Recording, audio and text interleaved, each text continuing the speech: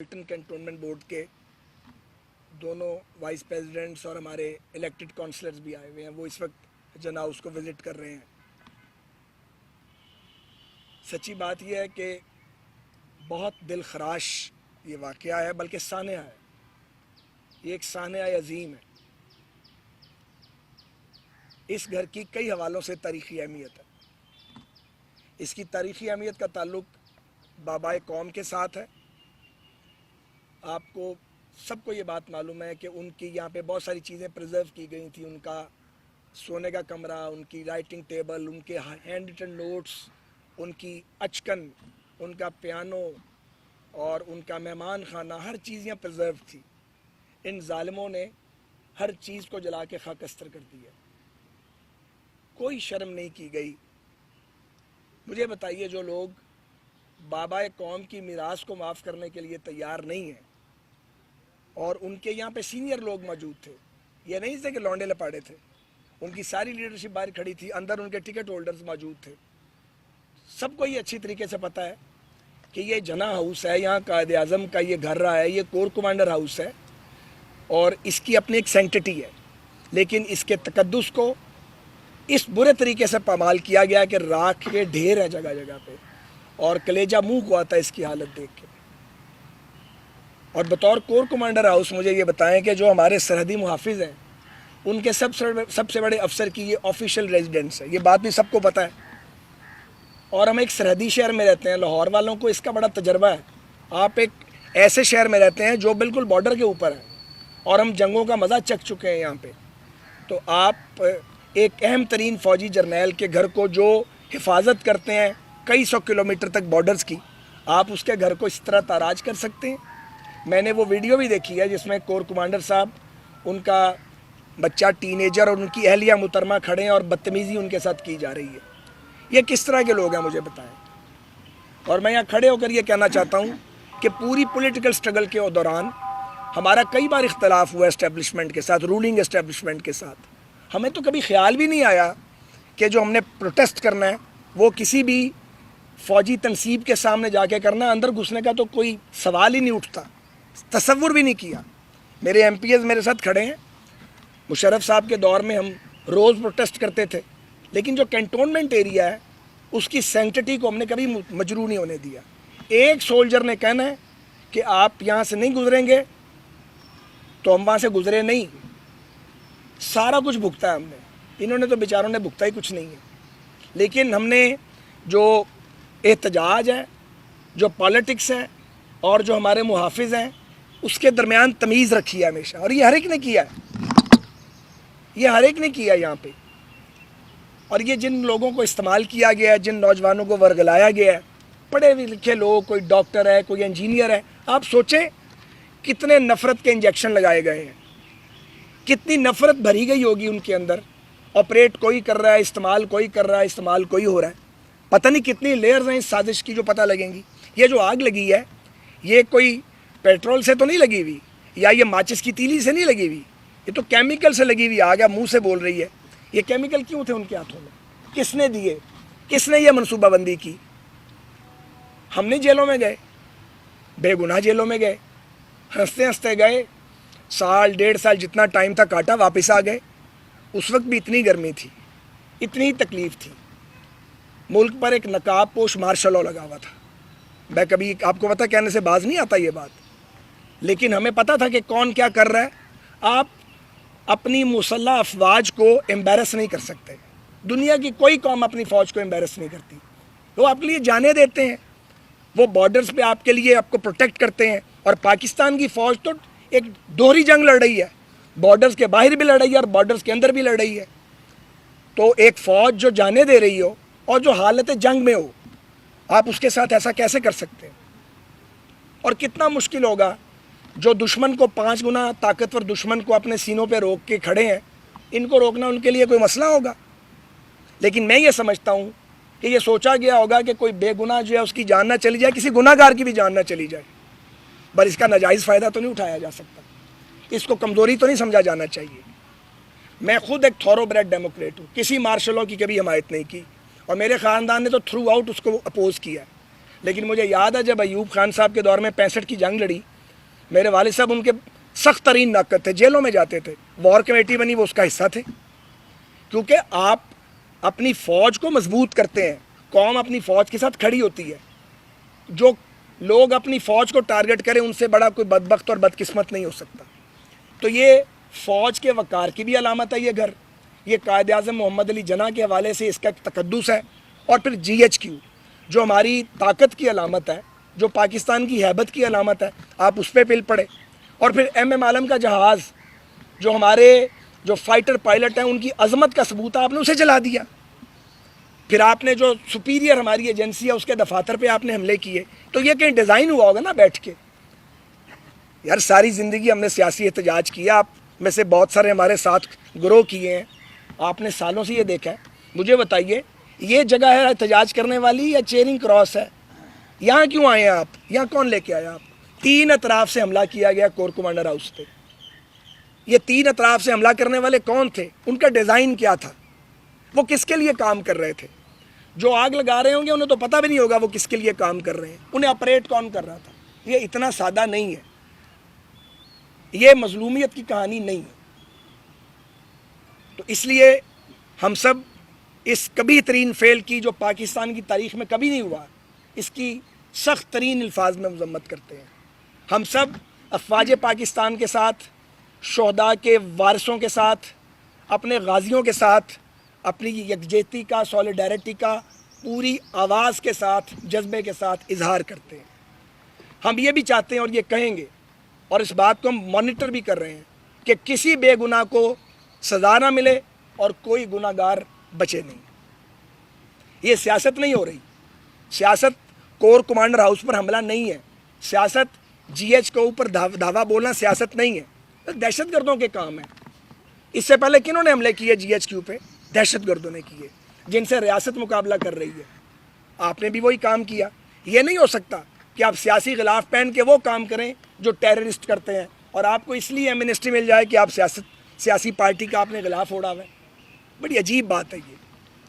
تو ایک یقین کریں کہ جن صاحب نے جو ان کے لیڈر ہیں ان کے اور بہت سارے جرائم ہیں، سب سے بڑا جرم یہ ہے کہ انہوں نے ایک پورے نوجوانوں کی ایک نسل کو اس کے دماغوں کو آلودہ کر دیا، زہر سے بھر دیا ان کے دماغوں کو۔ لیڈرشپ کا کام ہے کہ وہ نوجوانوں کو مستقبل کا راستہ دکھائیں، وہ ان کو ٹیکنالوجی کی بات سمجھائیں، وہ انہیں شفافیت کی بات سمجھائیں۔ نوجوانوں کو یہ کہنا کہ تم پل پڑو، سیاسی لیڈر تو جیلوں میں جاتے ہیں، کبھی ٹھیک جاتے ہیں کبھی غلط جاتے ہیں، ایسے تھوڑی کرتے ہیں۔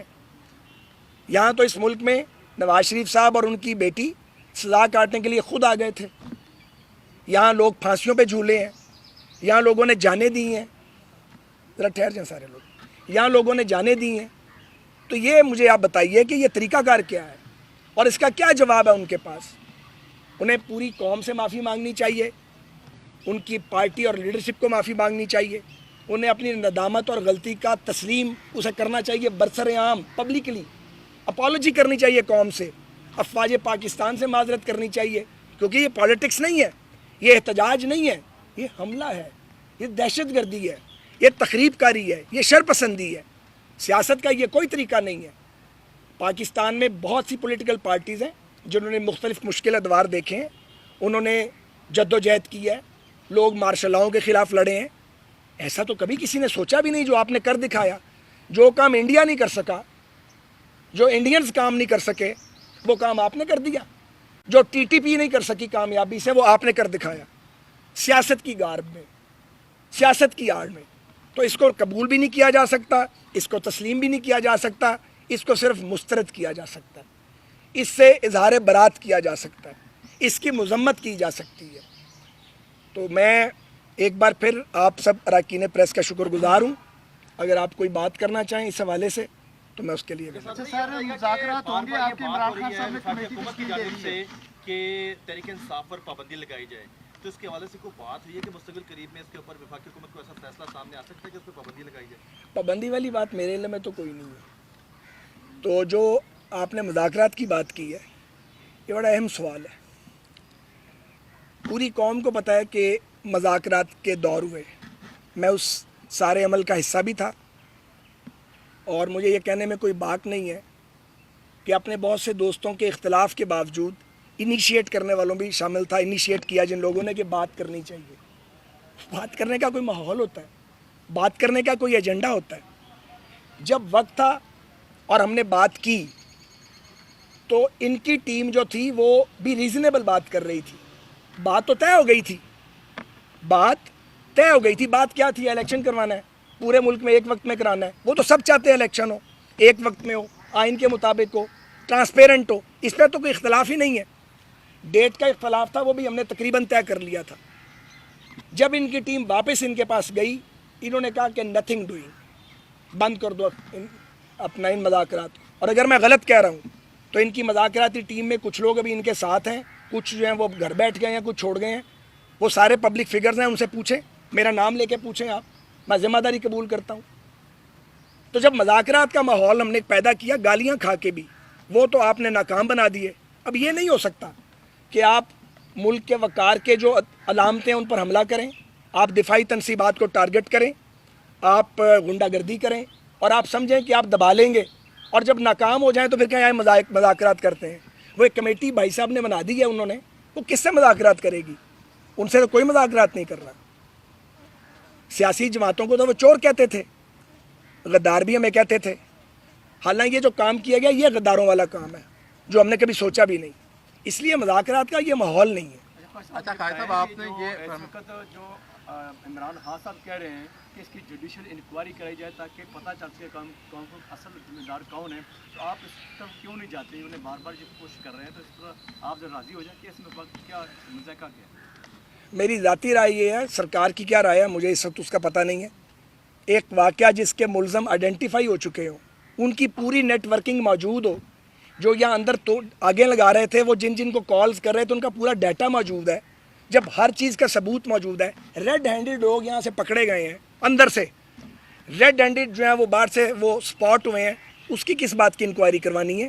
ان کے اپنے لوگ کہہ رہے ہیں کہ ہم باہر بھی موجود تھے اور اندر بھی موجود تھے. تو جو قانون ہے، کوئی نیا قانون نہیں بنے گا، جو پرانا قانون ہے اس کے مطابق ہوگا. اور جو ملٹری ایکٹ ہے وہ کوئی آج نہیں بنا، 52 کا آئین ہے. اس کے بعد 97 میں اس کو دوبارہ اس کو ماڈیفائی کیا گیا. 26 سال سے وہی لا آف لینڈ ہے، اور اس لا آف لینڈ سے اگر کوئی انحراف کرے گا تو اپیل کی 3 گنجائشیں ہیں، باقی جگہ 2 ہوتی ہیں. آپ کی اطلاع کے لیے ایک منٹ ملٹری کورٹ ایک جو بھی اناؤنسمنٹ کرے گی، آرمی چیف کے پاس بھی اتھارٹی ہے، اس کے بعد آپ کے پاس ہائی کورٹ ہے، اس کے بعد آپ کے پاس سپریم کورٹ ہے. کوئی نیا قانون تو نہیں بن رہا، کوئی نیا قانون نہیں بن رہا. اور جو لوگ براہ راست ملوث ہیں فوجی تنصیبات پہ حملے کے، آگے لگانے کے فوجی تنصیبات پہ، ان کو کیا کہا جائے؟ قانون میں ان کے لیے جو لکھا ہوا وہ ہوگا. اگر کوئی بے گناہ ہوگا تو قانون کی عدالت سے چھوٹ جائے گا. لیکن یہ نہیں ہو سکتا کہ آپ کو فری جانے دیا جائے کہ آپ کو کوئی کچھ بھی نہیں کہے گا. فوج صاحب یہ بتائیے گا کہ یقیناً یہ قابل مذمت واقعات ہے اور دنیا بھر میں ہماری جگہ ضائع ہے، لیکن سول انتظامیہ کہاں تھی جس کا کام تھا اس موت کو روکنا؟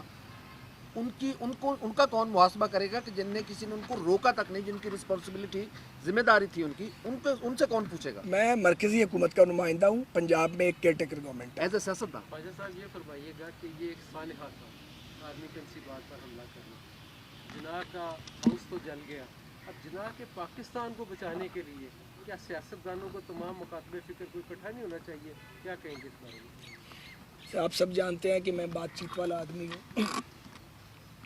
بہت لڑائی لڑی ہے زندگی میں، اور جوانی میں بہت لڑائی ہو چکی ہے، اس لیے میں لڑتا نہیں ہوں، چیزیں جوڑنے کی بات کرتا ہوں. لیکن میں پھر کہوں گا بات چیت کا ایک ماحول ہوتا ہے.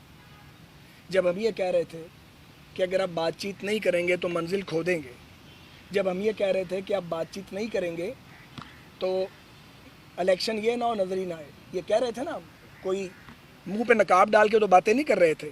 اس وقت وہ ٹونٹ کر رہے تھے، اور پتہ نہیں کس ہواؤں میں تھے. وہ ہوا یہ تھی، وہ بھی سن لیں. انہوں نے اتنا زہر کے انجیکشن لگائے ہوئے ہیں لوگوں کے دماغوں میں. وہ ایک کلٹ فالوئنگ تھی نا، ان کا خیال تھا کلٹ فالوئنگ سے میں الٹا دوں گا. ایسے نہیں الٹ سکتا. کلٹ فالوئنگ سے الٹایا نہیں جا سکتا، اور ریاست کو آگے بھی نہیں لگایا جا سکتا. الیکشن کب ہونے جا رہے ہیں؟ الیکشن تو آئین کے مطابق ہوں گے انشاءاللہ تعالیٰ. آئین میں اس کی گنجائش موجود ہے نا. اگر تو اسمبلی کو آپ نیشنل اسمبلی کو ڈیزالو کرتے ہیں تو 90 ڈیز ہیں، اور اگر ڈیزالو نہیں کرتے تو 60 ڈیز ہے، اور آئندی مدت کے مطابق انشاءاللہ ہوں گے. میں آپ کو عرض کر دوں، میں نے سپریم کورٹ آف پاکستان میں بھی چیف جسٹس صاحب کے سامنے بھی یہ اسٹیٹمنٹ دی ہے. میں اب بھی آن دی ریکارڈ ہوں. فیڈرل گورنمنٹ اپنی آئینی مدت سے ایک دن آگے نہیں جانا چاہتی، نہ ہم جائیں گے انشاءاللہ تعالی.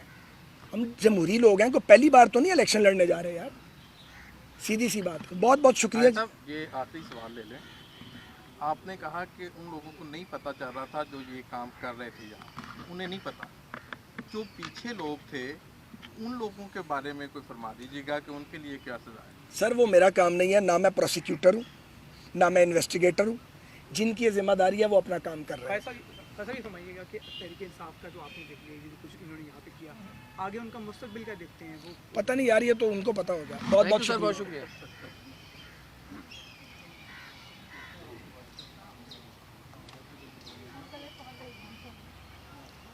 YouTube پر گوگلی نیوز دیکھنے کے لیے youtube.com کی سرچ بار میں googly news T V type کریں. گوگلی نیوز کے پیج پر سرخ رنگ کے سبسکرپشن والے بٹن پر کلک کرنا نہ بھولیے. YouTube پیج پر اپلوڈ ہونے والی ویڈیوز سے باخبر رہنے کے لیے بیل آئیکن پر کلک کیجیے. آپ کو ہر نئی ویڈیو کے بارے میں نوٹیفیکیشن موصول ہو جائے گا.